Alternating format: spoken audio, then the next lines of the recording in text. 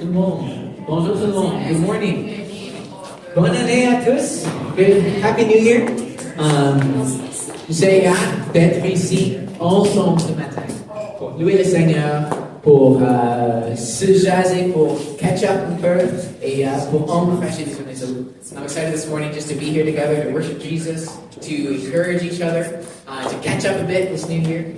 Et je pense que vraiment, ce matin, Dieu veut nous parler, veut nous démontrer son amour, révéler sa bonté, sa vérité, et nous attirer tout près de Jésus. I believe that God wants to speak this morning. He wants to show us His goodness and His glory. He wants to reveal Jesus and draw us closer this morning. And so I encourage you to press in and to open our hearts to Jesus and what He wants to do. Juste quelques petites annonces avant qu'on commence. Si tu es nouveau ce matin, on a les cartes sur les chaises de connexion. Si tu veux remplir la carte et l'amener à la table de connexion en arrière à la fin du service, Richard va la prendre. Et juste te donner les informations que tu cherches. Si tu veux savoir plus pour l'église, on peut te les envoyer. Et aussi comme d'aider, de t'impliquer dans les choses qu'on fait ensemble. If you're new this morning, we've got connection cards in the seats. If you want to fill those out, take them to Richard at the connection table at the end of the service. We would love to just give you any information you're wondering about and let you know ways that you can plug into the church. Also, second thing is that if you've got kids this morning, they're welcome to be in here. They'll be mainly in here the first part of the service, and then we'll send them across the hall for their program the second part of the service. But at any point, if they want to stay in here, they can stay with you, and that's no problem at all. Si vous avez des enfants ce matin, ils sont les bienvenus ici dans cette salle. À moitié dans le service, on va les envoyer à l'autre salle pour le programme, mais ils sont toujours les bienvenus ici avec vous si vous voulez les garder avec toi ce matin. Alors, si vous voulez, vous levez et on va chanter ensemble. We will sing together. Ok, je vous invite à chanter avec nous. On va chanter Jésus, je te suivrai.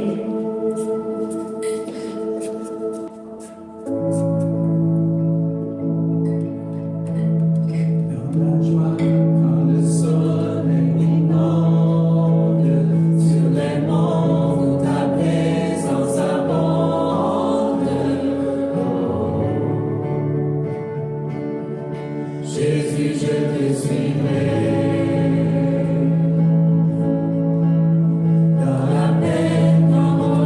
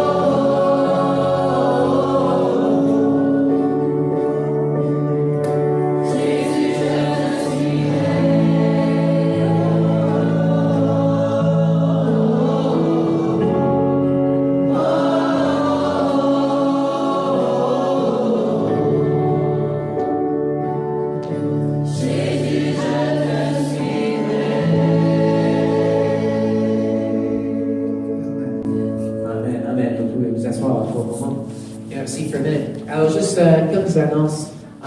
La première chose, si vous voulez donner pour supporter la mission de l'église Sunny Brae Dieppe, on a deux façons que tu peux le faire. Tu peux donner en personne avec le cash ou le monnaie comptant ou les chèques dans la boîte d'offrande en arrière, ou tu peux donner par e-transfer à Dieppe à spchurches.com.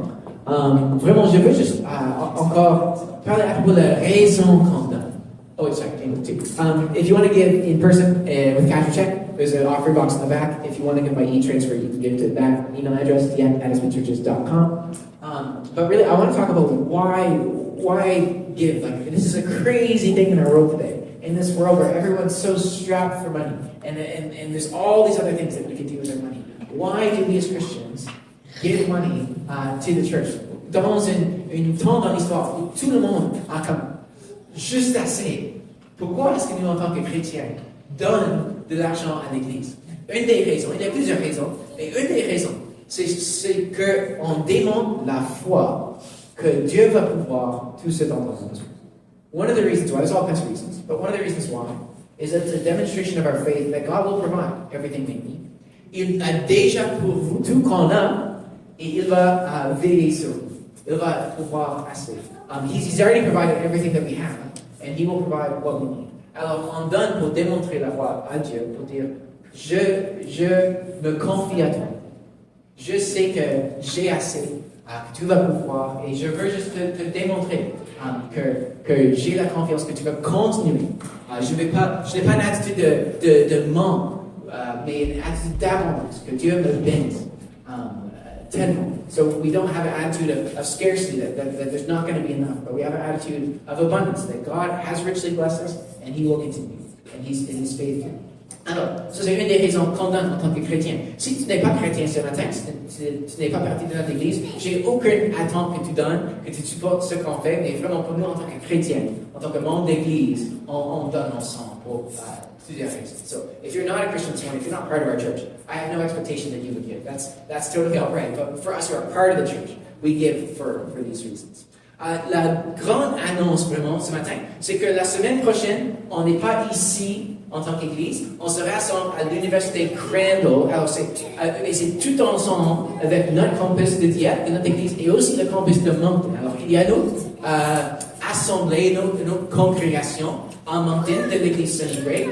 Ils se rassemblent, nos services sont en anglais, nos services sont bilingues, et on serait tout ensemble la semaine prochaine. So, next week we're not here, but we're all together with the Moncton campus of Sunny Brae Church at Crandall University. So there's a whole other congregation that assembles that is part of this Sunny Brae family that our church is part of. And we're going to get all together next week, but not at Moncton campus. Quelqu'un m'a demandé ce matin, est-ce que c'est ce matin qu'on est tous au campus de Moncton? Et j'ai dit non, on n'est jamais tous au campus de Moncton. On ne fit pas, il n'y a pas d'espace pour tout le monde. So it's not at Moncton campus next week. Someone asked me this morning, texted me and said, is it this week that we're all at Moncton campus? And I said, we're never going to be all at Moncton campus. There's not enough room. La semaine prochaine, on est à l'université de Crandall University. Et on va donner des directions. Vraiment, si tu stationnes dans la partie de stationnement et tu entres par la porte la plus proche, ça c'est bien. Et là, il y aura des pancartes pour les bénévoles pour te diriger à la bonne salle. Alors, si tu ne connais pas l'université de Crandall, c'est pas trop difficile. Je stationne vers la porte la plus proche. Et là, c'est bien. So if you don't know your way around Crandall University, just park in the parking lot and then go to the first door you see, and then we'll have signs and directions and volunteers that will direct you to the right room from there. Alors, c'est assez simple. Et vraiment, je veux juste dire, pas juste les détails, mais vraiment pourquoi c'est important de nous rassembler tous ensemble. Je pense que ce serait un incroyable matin de célébrer ce que Dieu fait parmi notre église. Dans notre campus ici à Moncton, ou à Dieppe, et aussi le campus de Moncton, Dieu fait des grandes choses. Il attire les personnes à la foi. Il bâtit son église, il agrandit son royaume. Et je pense qu'on aura pas juste un service, mais aussi un service régulier, mais aussi plusieurs aspects différents, de partager des histoires de ce que Dieu fait dans notre église. Et de prier ensemble avec toute notre église pour ce que Dieu va faire dans l'année qui vient. So this service is going to be more than just a normal service, but all together. We're going to hear stories of what God's been doing in the life of our church in various aspects. We're going to be praying together for what God's going to be doing in the coming year. Alors c'est vraiment, je pense que ce serait vraiment une incroyable dimanche. Le dimanche prochain, alors le 11 janvier, dimanche prochain, on est à Crandall. Tout le monde est clair. OK. Everyone knows where we are next week. Good. Alors ça, c'est la grande annonce pour ce matin. Et on va continuer de chanter et de louer le Seigneur maintenant, si vous l'avez encore.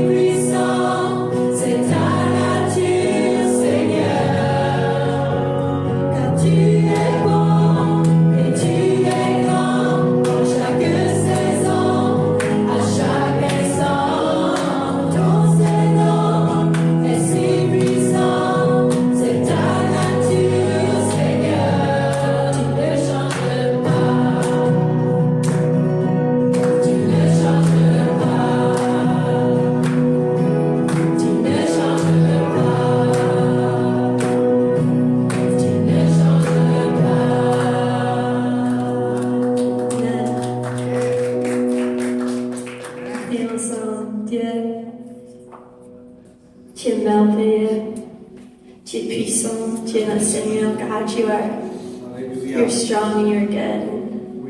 You're a Savior, God. You're a Father.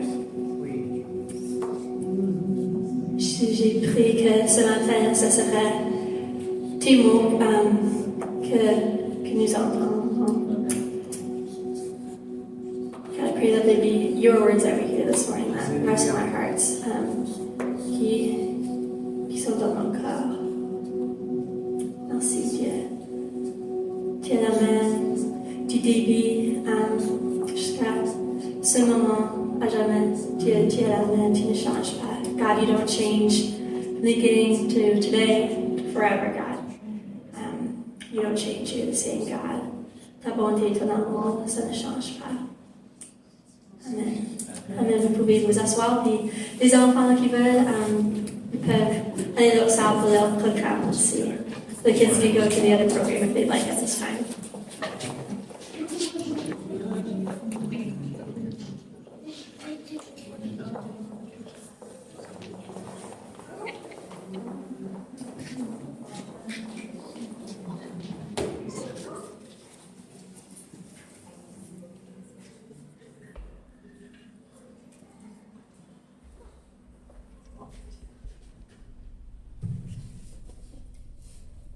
Bon matin, bonjour, bon dimanche. La lecture de ce matin, Jean 1, 14 à 18.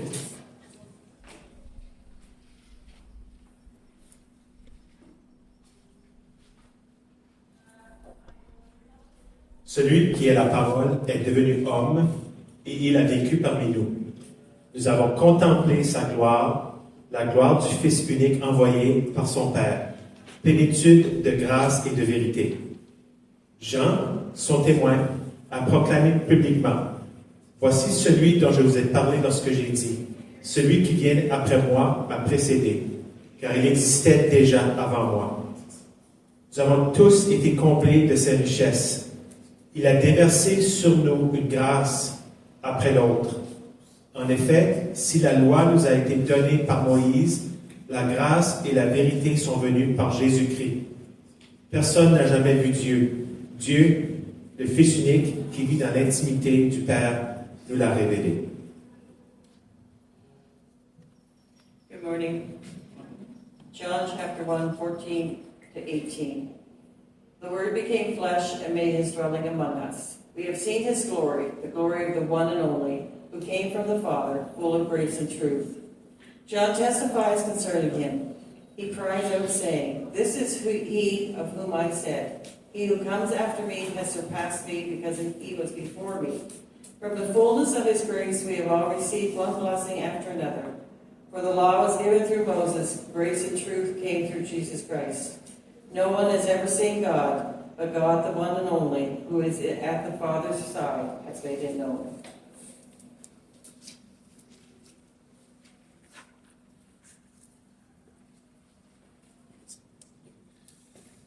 See, thank you. Okay, les anglophones this morning. For the translation thing, our artificial intelligence translation program, it's not been working great a lot of the time. So what I'd like to do this morning is actually try a different one. And so Nick's going to put up 2 different QR codes. I think it'd be cool if some of you would take the first one and some of you take the second one. And then we'll see which one we like better. The problem is that AI is built off of large language models, so they need huge amounts of samples of language to process, with supercomputers, all this stuff. And there's large samples of people speaking French, but there's less and less samples of people speaking French as a second language, and like I am. And so I think the root of the problem is that there's just not enough samples of that kind of speaking for the computers to figure it out. So I think that's what's causing the problem, but we're going to try this new one to see if it's any better. The advantage of the new one is that it's free, and the other one costs a fair bit. And so even if they're just equally bad, we would switch to the other one for now. But we are looking into some better solutions that would actually consistently work well. But let's try this new one. Let me know how it goes. I'd love to hear your feedback. Because, we want you as Anglophones too to be able to hear God's word and understand what God is speaking to us, not just in general in the scriptures, but what he wants to say to us uniquely as a church this morning. And I believe that's part of what preaching is. It's taking the general word of God in the scriptures, and then what does he want to say to our unique congregation this morning? So Anglophones, we want you to be part of that as well. We'll try to keep making that better and better. Is it running, Nick? Est-ce que ça marche? I don't know if the new one's working. It's not working yet for you. It's not translating anything. Nothing's coming up. You have the mic set to, so you have to set the this guy. You are. Okay. Voilà. I think that should work. Ok. Alors, bonne année tout le monde. Au début du nouvel an, on a une tendance de faire des résolutions pour la nouvelle année. De s'engager sur les buts, de s'améliorer. Alors, avez-vous des résolutions pour la nouvelle année? Personne? Quelqu'un? Non? Personne? OK. Pour certains, c'est de passer moins de temps sur notre cellulaire. Moi et Lindsay, on a tous les deux une résolution pour réduire la distraction de notre smartphone. Pour d'autres, vous avez peut-être des résolutions de lire des livres ou de mieux gérer vos finances ou pour prendre un voyage. Pour beaucoup de monde, leur résolution pour la nouvelle année, c'est de se mettre en meilleure santé, de manger mieux, de faire plus d'exercice. Et je serai honnête, une de mes résolutions, c'est de faire plus d'exercice. Je n'ai pas vraiment besoin de perdre de poids, mais j'aimerais faire comme une saison de bulking.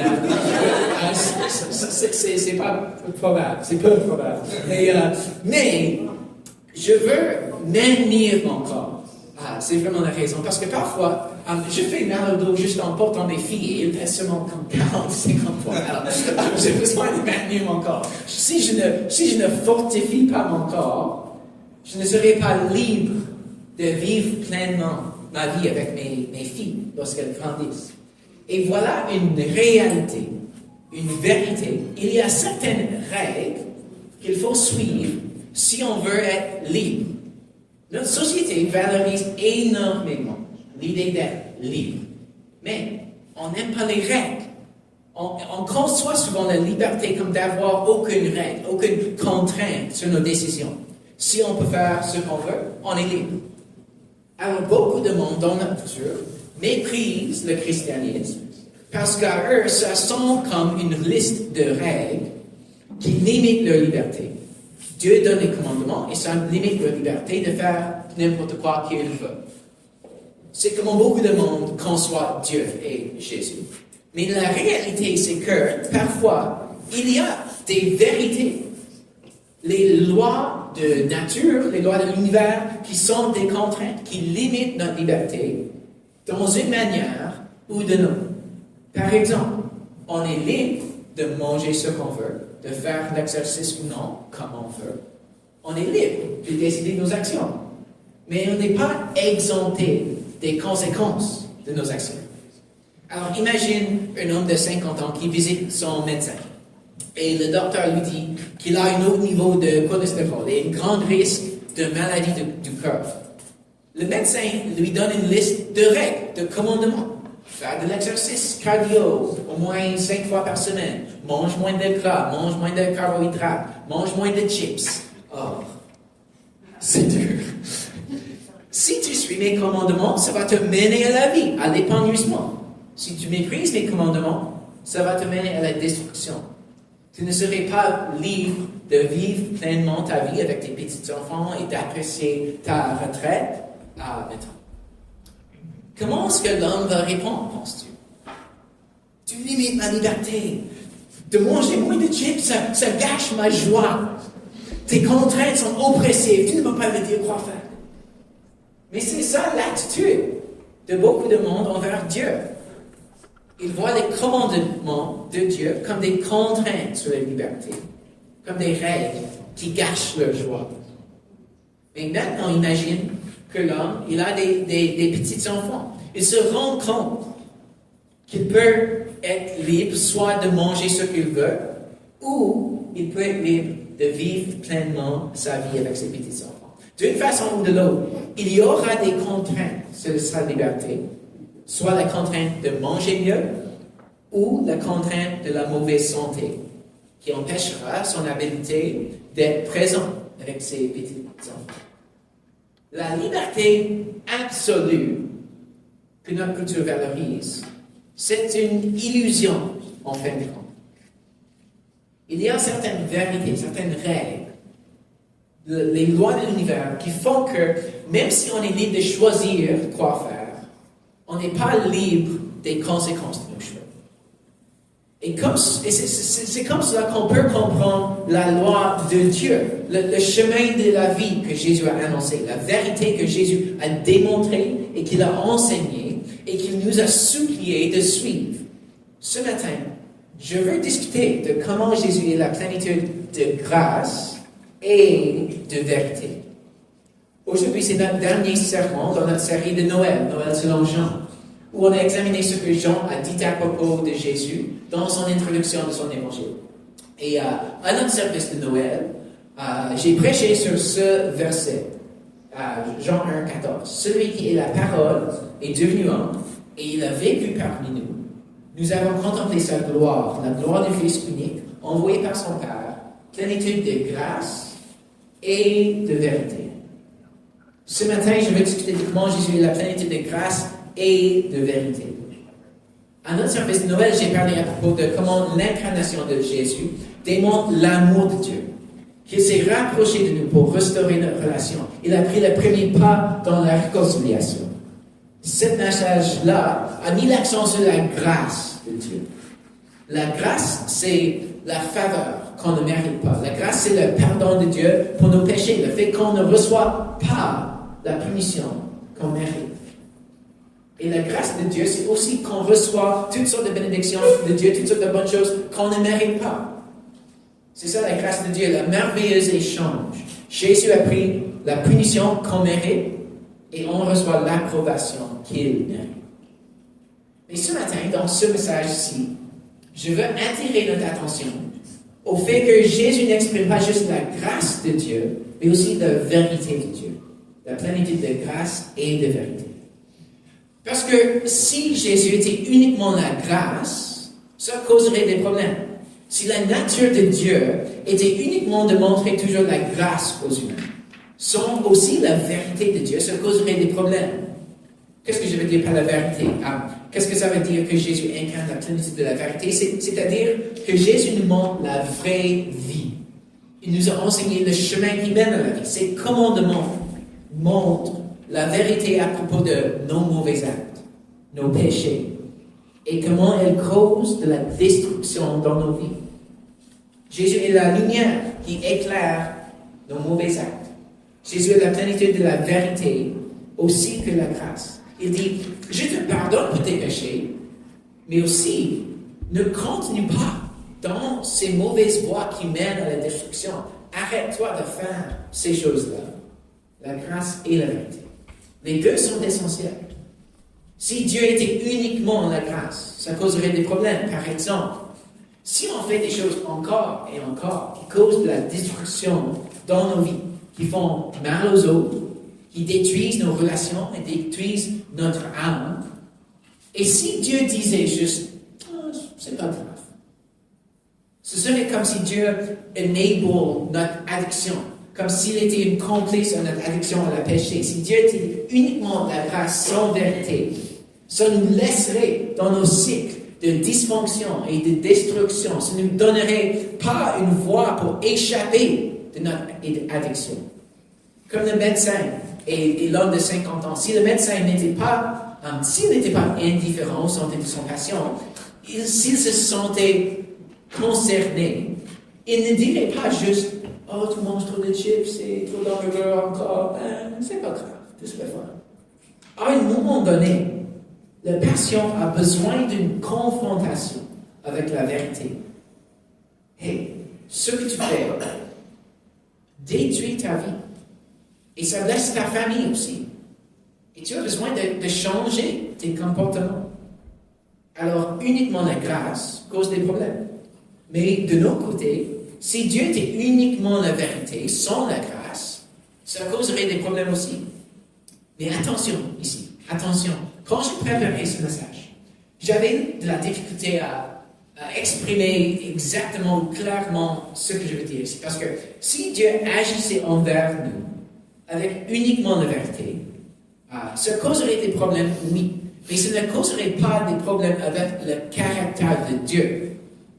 Je veux dire, si Dieu nous traitait comme nos péchés mérités, et si Dieu nous montrait que ce n'est pas bon, voici la vérité, et tu es coupable d'avoir violé ma loi, et il y a des conséquences. s'il disait cela, la vérité, il y aura des problèmes. Mais pas avec le caractère de Dieu. Dieu serait encore complètement juste, complètement justifié de nous traiter comme ça, avec la vérité à 100%. Au début de ma préparation, quand j'essaie de formuler comment dire cela, j'ai presque dit, si Dieu était uniquement la vérité, ça causerait des problèmes, parce que là, il serait un Dieu méchant. Il serait comme un peu trop dur, comme s'il est complètement grâce, il est trop mou, mais il serait complètement vérité, il est trop dur. Mais c'est pas vrai. S'il était complètement la vérité, sans grâce, Dieu serait encore juste. S'il nous traitait comme nos péchés mérités, j'ai presque dit, Dieu serait trop sévère. Mais non, Dieu serait juste. Dieu serait complètement justifié envers nous, envers la gravité de nos péchés. Ça causerait des problèmes, mais pas pour le caractère de Dieu. Ça causerait des problèmes pour nous. Parce que nos péchés méritent la punition. Nos péchés méritent la mort. C'est dit dans Romains 6, verset 23, je m'excuse. Paul dit, car le salaire, le résultat que verse le péché, c'est la mort. Mais le don de la grâce que Dieu accorde, c'est la vie éternelle dans l'union avec Jésus-Christ. Alors faisons attention à comment on conçoit le problème. Si Dieu était 100% vérité, sans grâce, ça causerait des problèmes pour nous. Mais la solution n'est pas pour Dieu de diminuer les exigences de la vérité, de diminuer les exigences de ses commandements. La solution n'est pas pour Dieu de devenir 50% vérité et 50% de grâce. Non. S'il disait, si tu commets le meurtre ici et là, c'est pas trop grave. Non, ce n'est pas bon. Dieu doit maintenir la justice, la vérité à 100% pour qu'il soit un Dieu de justice, un bon Dieu. Alors la solution n'est pas pour Dieu de diminuer sa vérité, il est 100% la vérité. Mais la solution à notre égard, c'est que Dieu est simultanément 100% la grâce. Jean 1, 14. Nous avons contemplé sa gloire, la gloire du Fils unique envoyé par son Père, plénitude, 100% de grâce et de vérité. Et c'est une bonne nouvelle, mes amis. Jésus nous montre la grâce et on en a besoin. Et Jésus nous montre la vérité et on en a besoin. Le vrai amour exprime les deux, la grâce et la vérité. Comme avec l'homme de 50 ans qui va voir son médecin. Est-ce que ce serait bon pour lui si le docteur lui montrait uniquement la grâce? Non. De ne pas divulguer la vérité de son santé, ce n'est pas une expression d'amour du part du médecin. C'est la faute professionnelle. On a besoin de la grâce, mais on a aussi besoin de la vérité pour nous montrer le chemin de la vie et pour éviter les chemins qui mènent à la destruction. Et la bonne nouvelle, c'est que Dieu nous aime assez, qu'il nous enseigne la vérité et qu'il nous montre la grâce quand on se trompe. Alors, si la vérité c'est important, comment est-ce qu'on découvre la vérité de Dieu? Comment est-ce que Dieu la révèle? Dans Jean 1, après que Jean dit que Jésus est la plénitude de grâce et de vérité, il écrit ceci, versets 16 à 18. Nous avons tout été comblés de ses richesses. Richesse, c'est le même mot en grec que plénitude. Donc, on est comblé de sa plénitude de grâce et de vérité, sa richesse de grâce et de vérité. Il a déversé sur nous une grâce après l'autre. C'est quoi l'autre? En effet, si la loi nous a été donnée par Moïse, c'est la loi de Moïse qui est l'autre grâce. La grâce et la vérité sont venues par Jésus-Christ. Personne n'a jamais vu Dieu. Souviens-tu quelqu'un qui a demandé de voir Dieu et qui ne l'a pas vu? Moïse encore. Intéressant. Personne n'a jamais vu Dieu, mais Dieu, le Fils unique, qui vit dans l'intimité du Père, nous l'a révélé. Ici, j'en fais une comparaison entre Jésus, comme la révélation ultime de Dieu, et la loi de Moïse. La loi de Moïse, c'est la loi de l'Ancien Testament que Dieu a donnée au peuple israélite à travers Moïse. C'est les commandements qui incluent les 10 commandements. Jean ne dit pas que la loi de Moïse est mauvaise. Beaucoup de gens ne comprennent pas ceci. On pense parfois que l'Ancien Testament est trop sévère et que Jésus est venu pour apporter la grâce et il est plus gentil. Mais faites attention. Ce n'est pas Moïse qui a inventé la loi de l'Ancien Testament. C'est Dieu qui l'a donnée. Alors, ce n'est pas mauvais. La loi ne peut pas être méchante et mal, sinon on accuse Dieu d'être méchant et mauvais. Jean ne dit pas que Jésus a remplacé une mauvaise Ancien Testament avec un gentil Nouveau Testament, un nouveau standard gracieux. Il a déversé une grâce après l'autre. L'autre grâce réfère à la loi de Moïse. Il y a aussi la grâce dans l'Ancien Testament. Dieu a toujours été un Dieu de grâce. Il ne change pas, comme on a chanté ce matin. Mais Jésus a rempli l'Ancien Testament. L'Ancien Testament était juste une ombre. Et Jésus est la véritable chose. La loi de l'Ancien Testament, les sacrifices, ils pointaient vers Jésus comme un avant-goût, un présage de Jésus. Et Jésus n'a pas diminué le standard de l'Ancien Testament. Il n'est pas qu'il est moins sévère. En fait, il a élevé les standards. Il n'est pas vérité à 50%. Il est 100% la vérité. Comme sur le serment sur le mont, en Matthieu 5, versets 26 à 28. Il fait ses commentaires sur la loi de Moïse. Il dit, vous avez appris qu'il a été dit, tu ne commettras pas d'adultère. C'est dans la loi de Moïse. Eh bien, mais moi, je vous dis, si quelqu'un jette sur une femme un regard chargé de désir, il a déjà commis adultère avec elle dans son cœur. Jésus a enseigné la vraie cœur de la loi. Pas juste les standards externes, mais le vrai caractère du cœur de Dieu et le caractère qu'on devrait avoir dans nos cœurs.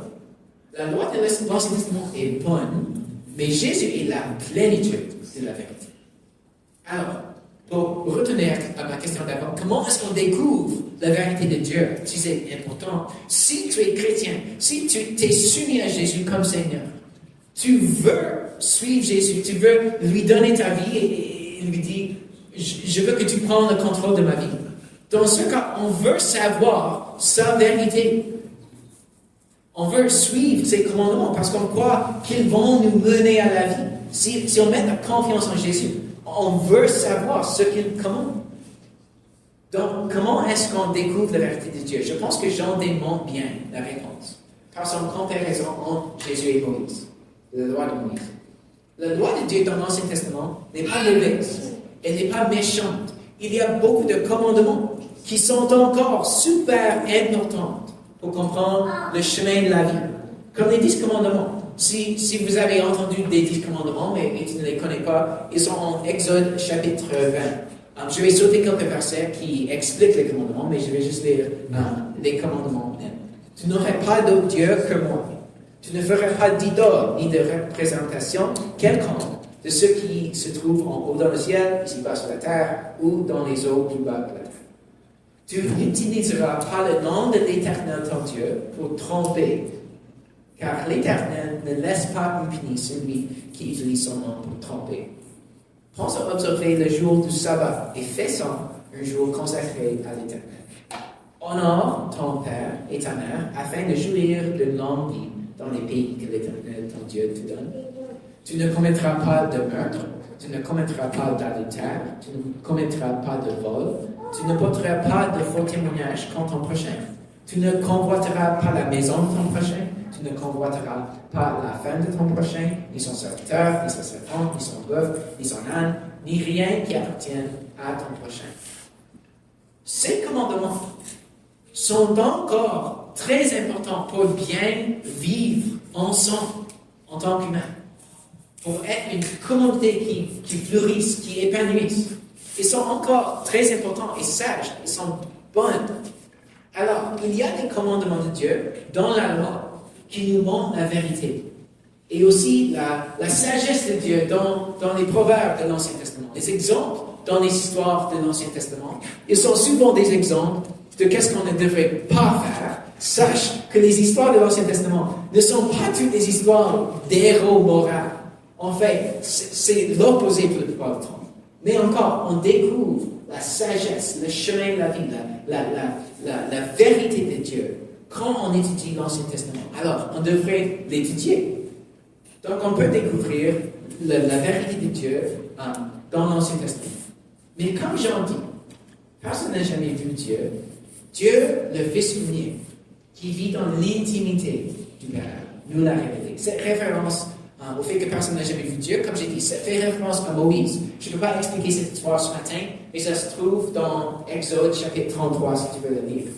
Alors il dit, Jésus, Moïse n'a pas même vu Dieu, mais Jésus, il vivait dans l'intimité du Père pour toute l'éternité. Il connaît Dieu. Il est l'incarnation de Dieu. Il est l'ultime révélation de Dieu.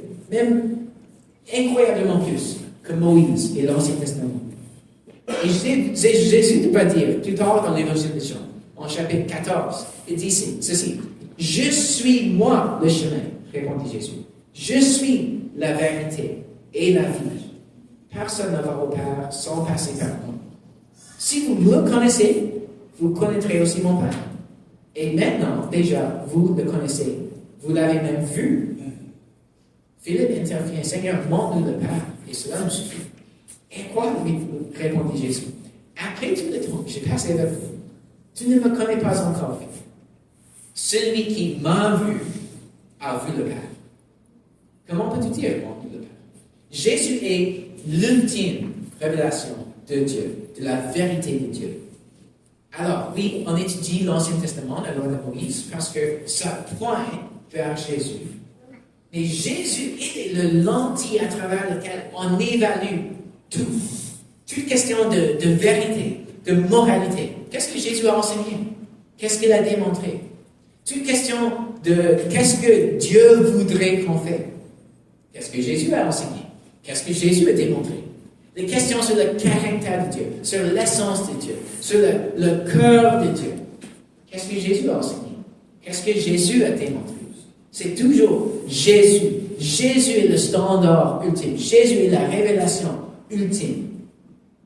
Alors, si on veut vivre selon la sagesse de Dieu, selon la vérité de Dieu, on doit mieux connaître Jésus, la plénitude de la vérité. Cet hiver, commençons le 19 janvier, on va suivre une nouvelle série de sermons qui s'appelle Redécouvrir Jésus. Voici l'image. On va étudier les passages dans la vie de Jésus où il dit explicitement qui il est, alors son identité, et aussi pourquoi il est venu, alors sa mission, sa raison d'être. La série sera une opportunité formidable d'approfondir notre connaissance de Jésus et aussi d'inviter les amis de redécouvrir Jésus. Les amis qui cherchent la vérité, qui cherchent le chemin de la vie. Invite-les à explorer Jésus ensemble. Et ils vont voir que Jésus est la plénitude de la vérité qu'ils cherchent et aussi la plénitude de grâce. Et on en a besoin les deux. Alors, comme j'ai dit avant, si Dieu était uniquement la grâce, il ne serait pas juste. Il a besoin de punir le mal et l'injustice dans le monde. Et c'est bon qu'il nous montre avec ses commandements comment éviter le mal, comme le médecin qui donne les commandements à l'homme de 50 ans. Alors Jésus est 100% la vérité.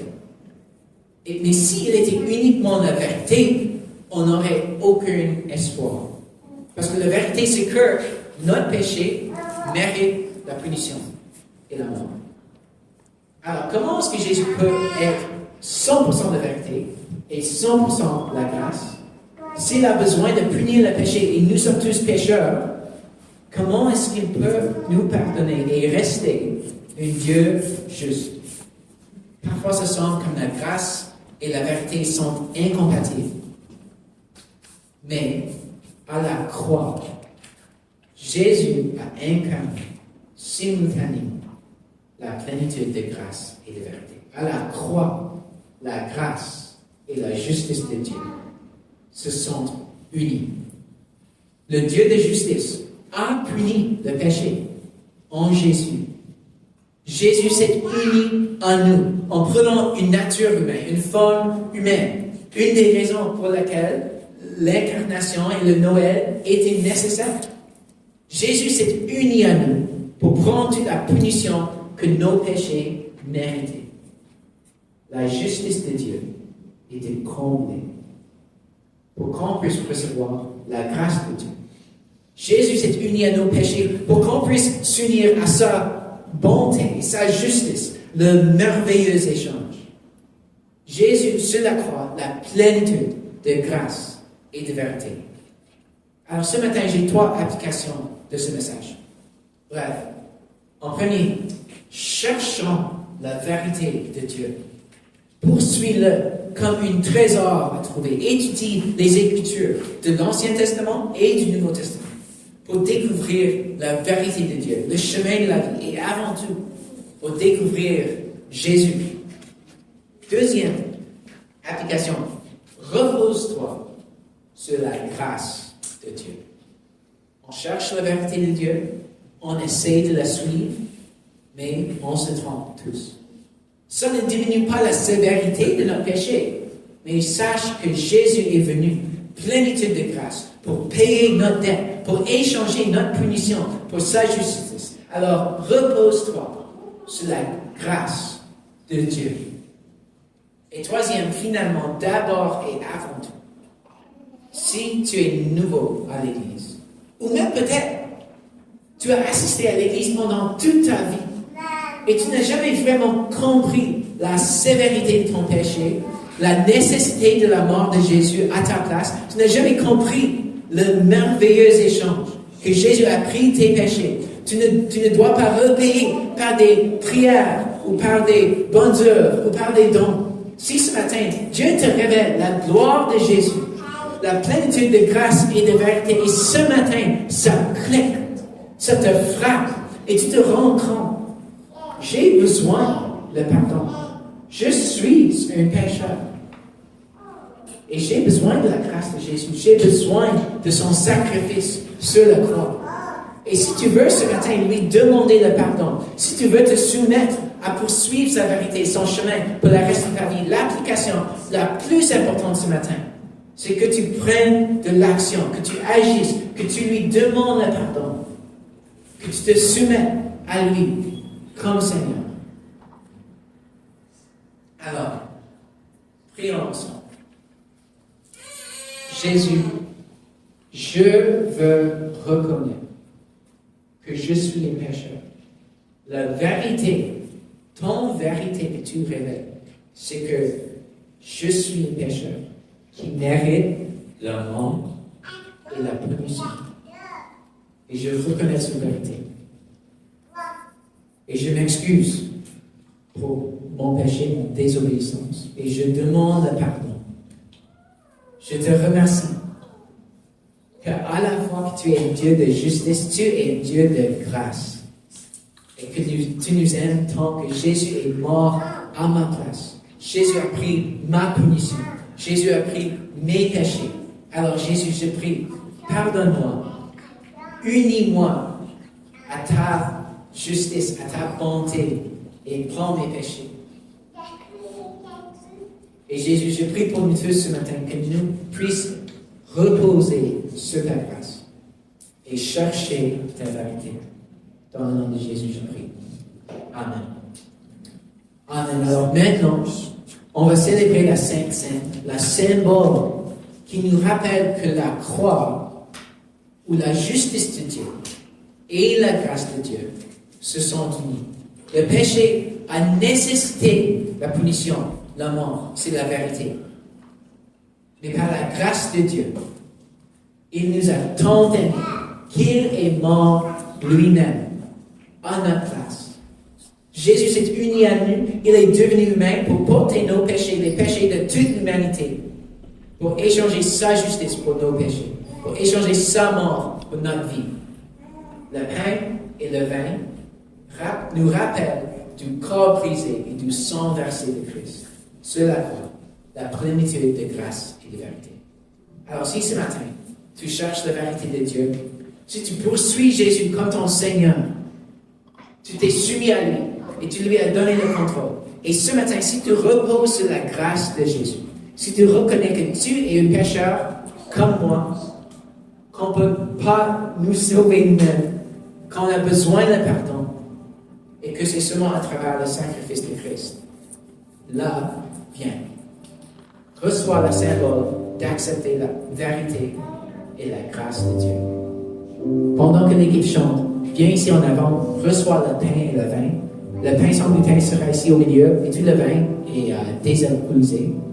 Et après que tu les reçois, retourne à ton siège, mange et bois en remerciant Jésus pour sa vérité et pour sa grâce. Et puis lève-toi de nouveau et chante avec l'équipe la bonté de Dieu.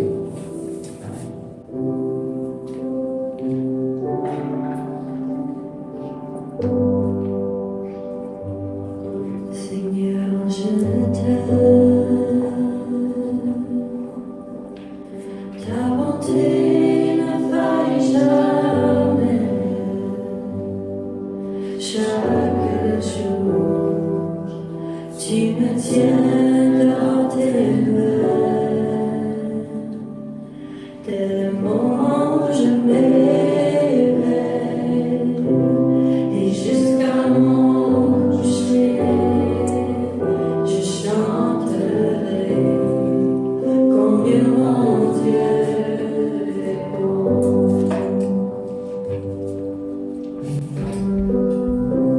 Tu as toujours été fidèle.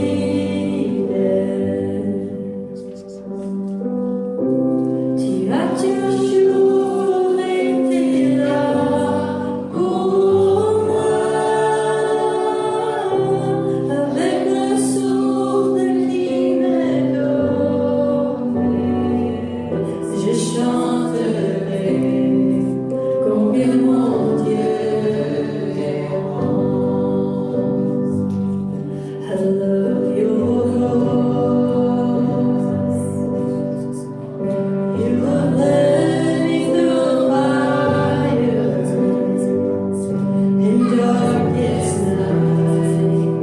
You are close like no other. I've known you as a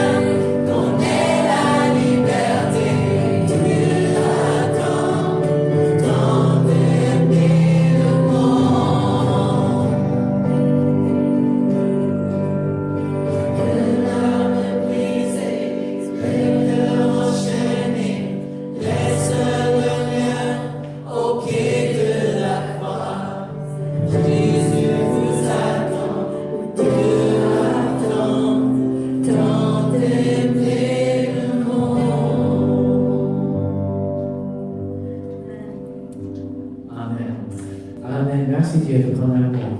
Amen. Alors, je vous envoie cette semaine avec l'amour de Dieu qui exprime dans la grâce et la vérité. La plénitude de grâce et de vérité. This week I send you out in the love of God that expresses itself in grace and in truth. Alors, que Dieu vous bénisse cette semaine, qu'il te démontre et remplit tes peurs avec la grâce et la vérité. Et je vous verrai, j'espère, avant le dimanche prochain. Mais sinon, le dimanche prochain, à 10h30, pas ici, mais à l'Université de Cranhill. Okay? So I hope to see you before next Sunday, but if not, next week at Cranhill University at 10:30. We'll see you there. Que Dieu vous bénisse.